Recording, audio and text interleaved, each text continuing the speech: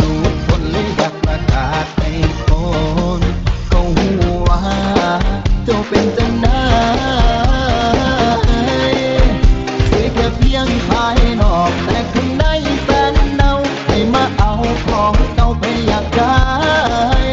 เจ็บมาเพียงพอแล้วกับผู้ยิ่งหลายใจถึงตัวต่อไปแต่ข้างใครคือเลี้ยงสวยแค่เพียงภายนอกแต่ข้างในแฟนเน่าให้มาเอาของเก่าไปอยากได้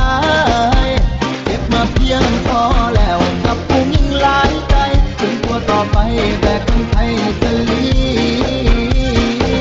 ยงผู้ยิ่งของข้า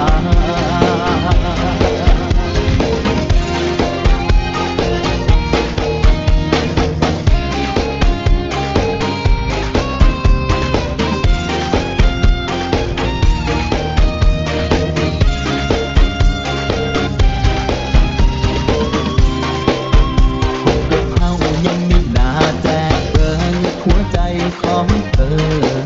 เหตุใดจังใดผู้เป่ากับเมียงนี้เกี่ยวกับผู้ชายบ่ทันโดนออกลายให้เขาเป็นหนึ่งโดยผู้ชายคิดว่าเป็นของเล่นนิสัยเจ้าสร้างเป็นบ่แค่ไผ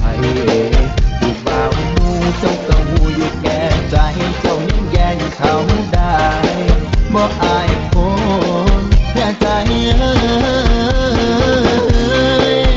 สวยแค่เพียงภายนอกแต่ข้างในแฟนเน่าให้มาเอาของเก่าไปอยากได้